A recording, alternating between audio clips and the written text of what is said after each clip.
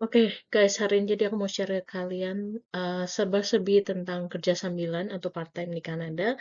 Jadi data-data yang aku pakai hari ini itu semua valid di tahun 2023. Jadi buat kalian yang penasaran tentang kerja sambilan atau gimana caranya, terus berbagai macam peraturannya gimana di Kanada, hari ini aku mau share ke kalian.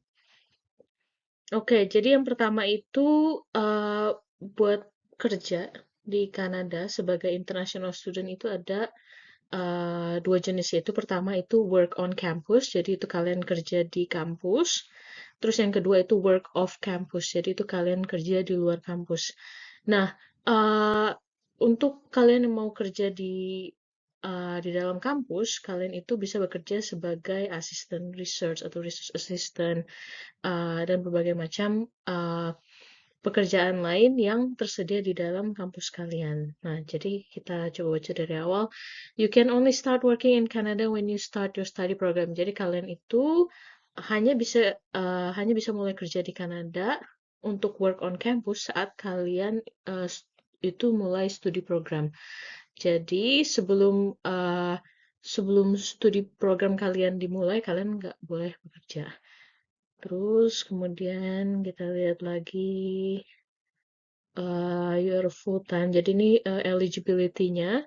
Jadi you can work on your school campus without a work permit if you are a full-time post-secondary student. Jadi student itu atau mahasiswa itu ada dua jenis di Kanada, itu ada yang full-time, ada juga yang part-time. Part-time student itu biasa mereka cuma ambil sekitar kurang dari 3 mata kuliah per semester. Nah, kemudian ini eligibility-nya kalian harus enroll sebagai full-time student di Kanada, terus kalian harus punya valid study permit, dan kemudian kalian harus punya social insurance number atau SIN. Nah, untuk SIN ini nanti aku akan bahas di slide berikutnya. Kemudian where you can work. Nah, on campus itu artinya kalian itu bekerja di dalam bangunan kampus gitu. Uh, Kemudian, if your school has more than one campus, you may only work at the campus where you're studying in most cases. Jadi, uh, artinya kalau misalnya kalian, let's say, universitas kalian ada punya beberapa kampus, gitu, kalian hanya bisa bekerja di kampus di mana kalian sebagian besar menghabiskan waktu studi kalian, gitu. Terus kemudian, nah ini aku mau ngebahas tentang social insurance number di Kanada. Jadi Social Insurance Number atau SIN, kita biasa bilang SIN, itu adalah 9 digit number yang diberikan oleh pemerintah Kanada kepada kalian. Nah, kemudian ini eligibility-nya untuk apply for SIN to work on campus, bla bla bla bla. Terus kemudian aku akan lanjut ngebahas tentang SIN di slide berikutnya.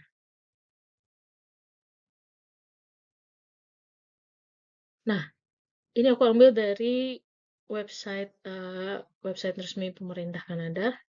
Social insurance number, who needs a SIN? Jadi, if you're a Canadian citizen, jadi kalau kalian penduduk asli di sini, atau permanent resident atau PR, atau kalian a temporary resident, jadi international student itu masuk sebagai kategori temporary resident, jadi you need a social insurance number to work in Canada.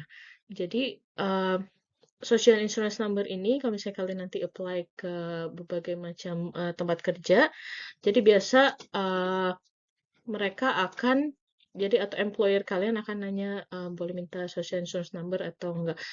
Nah, dan kalau misalnya kalian mau dapat berbagai macam benefit atau government services, service dari government, kalian juga perlu social insurance number. Jadi kalian bakal ditanya social insurance number kalian.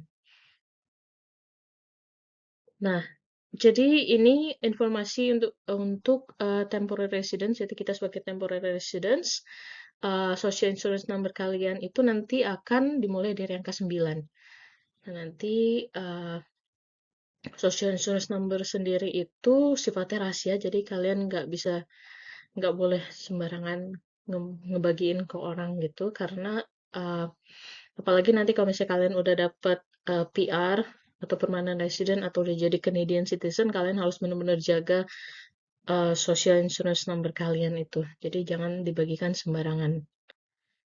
Kemudian nanti setelah kalian apply untuk social insurance number, kalian akan dapat ini surat seperti ini contohnya aja.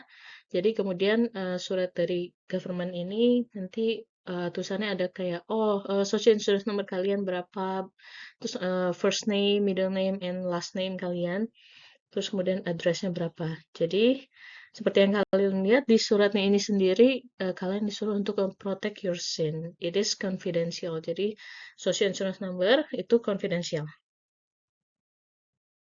Oke, kemudian setelah kita ngebahas tadi work on campus, work di dalam kampus, kita akan ngebahas tentang work off campus, yaitu kerja di luar kampus. Nah, work off campus sendiri, pertama ini aku juga ambilnya dari website resmi pemerintah Kanada, Who Can Work Off Campus. Jadi siapa aja yang bisa work off campus.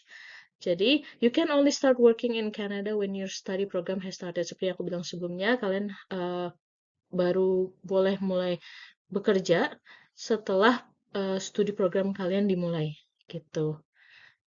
Nah, you cannot work before you start your studies. Kemudian, untuk work off campus ini, kalian membutuhkan study permit, gitu. Kemudian lanjut, nih eligibility-nya untuk work off campus. Pertama, kalian harus menjadi full-time student. Terus kemudian kalian studi program kalian itu harus at least 6 bulan atau and studi program kalian leads to a degree, diploma, or certificate gitu. Jadi maksudnya studi program kalian itu menghasilkan sesuatu gitu. Either degree atau mungkin nanti diploma atau sertifikat gitu. Dan kemudian setelah eligibility yang lain, kalian juga lihat kalau kalian harus punya social insurance number atau SIN gitu. Kemudian, how many hours you can work off campus? Jadi berapa jam sih kalian bisa bekerja di luar kampus? Jadi kalau di pemerintah, kalau di website resminya sih tulisannya you can work up to 20 hours per week, itu 20 jam per minggu. 20 jam per minggunya itu akumulatif. Jadi misalnya kalian kerja misalnya Senin sampai Jumat masing-masing 4 jam atau gimana gitu. Jadi kan 4 kali 5 20 jam. Terus, nah ini ada update terbaru dari pemerintah Kanada juga dari 15 November 2022 sampai akhir tahun ini, Desember 31, 2023, international student itu bisa bekerja lebih dari 20 jam per minggunya off campus. Nah, jadi hanya temporary aja gitu update-nya. Nah, ini kalau aku lihat sih kalian harus benar-benar manfaatin karena mungkin setelah Desember 31, 2023 kalian balik lagi ke 20 jam per minggu gitu. Oke, jadi during scheduled breaks in the school year, scheduled break itu misalnya kayak summer break, misalnya libur summer, libur musim panas, atau winter break, itu libur musim dingin, kalian bisa bekerja. You're free to work overtime or work two part-time jobs lebih dari 20 jam per minggu. Jadi di saat winter break dan summer break itu kalian bisa bekerja lebih dari 20 jam juga per minggunya. Nah, kemudian aku mau kasih tunjuk ke kalian website yang aku personally pakai untuk nyari kerja sambilan, itu ada Indeed, terus kemudian ada Glassdoor juga. Nah, aku sih sebenarnya sering lebih pakainya Indeed. Nah, jadi aku akan ngebahas tentang Indeed lebih lanjutnya. Nah, ini adalah tampilan website Indeed. Jadi, setelah kalian tulis keywordnya itu part-time student, di mana kali ini aku ambil Vancouver, BC, kemudian kalian klik find jobs, nanti mereka akan muncul berbagai macam part-time jobs yang ada di Kanada. Ini contohnya misalnya flyer distributor. Kemudian mereka akan tulis berapa sih per hour-nya, misalnya 16 Canadian dollar per hour. Terus kemudian jenis pekerjaannya apa? Part-time atau full-time atau remote work. Terus kemudian kalian bisa lihat Monday to Friday. Pokoknya segala macam uh, requirements-nya kalian bisa langsung cek di bukan aplikasi sih. Dia punya aplikasi juga di websitenya gitu. Oke, jadi ini aku ambil juga dari Indeed. Yang pertama ada Kumon Assistant. Ini kalau misalnya kalian merasa pede dengan matematik kalian, kalian bisa langsung apply di Kumon Assistant ini. Kemudian dia juga ada Camp Counselor, ada pokoknya berbagai macam jenis part-time job. Nah, kalau untuk ini aku klik yang Kumon Assistant tadi.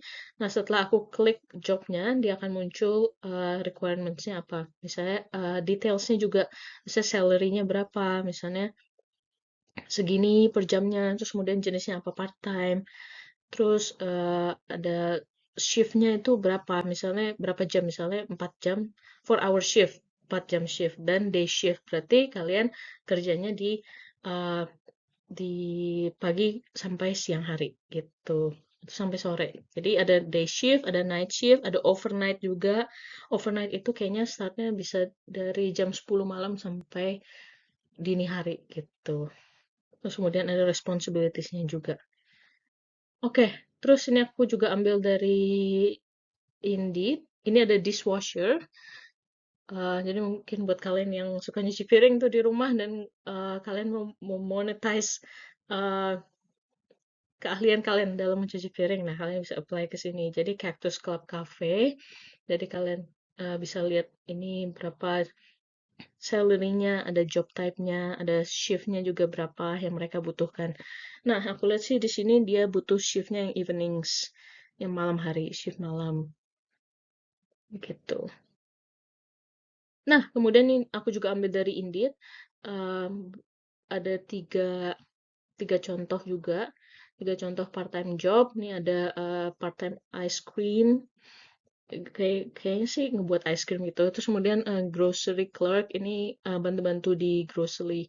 Kayak misalnya contohnya kayak hypermart segala macam gitu. Tapi nggak ada hypermart ya di Kanada. Terus kemudian aku lihat ada juga yang bubble tea cashier or barista. Jadi buat kalian yang suka bubble tea dan juga suka bikinnya juga, kalian bisa apply juga di sini. Gitu. Jadi uh, part-time jobs buat international student itu banyak banget dan berbagai macam juga. Nah, kemudian ini aku ambil di salah satu website salah satu pusat perbelanjaan. Ini dia lebih kayak Walmart, ini lebih kayak hypermart gitu sih. Jadi ada kayak groceries, ada produce-nya. Pokoknya kayak ya bener-bener kayak hypermart gitu deh. Hypermart, Indomaret, tapi ini lebih besar skalanya. Nah, kalau Walmart sendiri, ini mereka punya website khusus sendiri. Jadi Walmart Careers. Jadi buat kalian yang pengen apply di grocery store kayak Walmart kayak gini, kalian bisa langsung apply di websitenya. Jadi nggak perlu apply di Indeed gitu. Nah, ini jadi tampilan websitenya. Terus kemudian di dalam websitenya kalian bisa lihat berbagai macam list pekerjaannya. Ini aku ambil yang merchandising, store associate. Nah, nanti kalian setelah itu kalian bisa tinggal klik apply. Jadi apply langsung directly from the website. Nah, kemudian kita ngebahas tentang gajinya. Berapa sih gajinya gitu.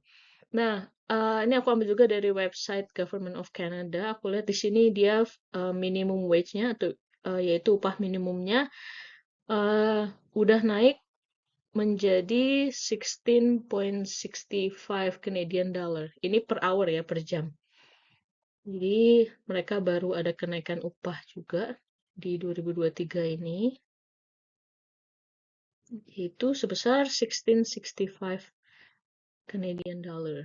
Nah, sebenarnya kalau minimum wage ini dia berbeda tiap provinsi. Jadi tadi itu yang federalnya. Jadi dari pemerintah pusatnya langsung. Nah, tapi tiap provinsi berbeda. Nah, ini aku ambil yang British Columbia karena Vancouver kan ada di provinsi British Columbia. Nah, ini di British Columbia sendiri minimum wage-nya itu sekarang masih 15, masih $15, sekitar $15 per hour. Nah, kemudian aku lihat dia bakalan efektif June 1st, itu 1 Juni mereka bakalan naikin minimum wage-nya atau upah minimumnya jadi 16.75 per hour gitu. Ini mungkin karena inflasi, jadi mereka terus menyesuaikan dengan kebutuhan hidup. Oke, nah ini yang paling menarik yaitu kalkulasinya. Jadi kalau misalnya kalian bekerja 16.75 per hour-nya, terus kemudian kalian bekerja 20 jam per eh, per minggu, sorry, dan kemudian dikali ada 4 minggu dalam sebulan. Itu kalian bisa dapat sekitar 1.340 Canadian dollar, yaitu before tax, yaitu sekitar 14,7 juta per bulan. Itu kalau misalnya dikonversi dengan kurs hari ini. Jadi kalian bisa bayangin kalau misalnya kalian bekerja even part time aja kalian bisa dapat sekitar hampir 15 juta per bulan. Itu bisa kayak dapat satu iPhone ya, iPhone Pro Max gitu. Nah, jadi menurut aku kerja sambilan itu benar-benar penting dan bakalan ngedukung kalian sama kalian studi di sini dalam ngebiayain hidup kalian di sini gitu. Oke, thank you buat semuanya yang udah nonton hari ini. Jangan lupa like, comment, dan subscribe. Dan kalau misalnya kalian ada penasaran tentang uh, misalnya gimana caranya kerja kerja yang gimana gitu di Kanada, atau misalnya kalian ada penasaran tentang hal-hal lain, kalian tinggal tulis aja di komen nanti, siapa tahu suatu saat aku bakal bikinin videonya buat ngejelasin ke kalian.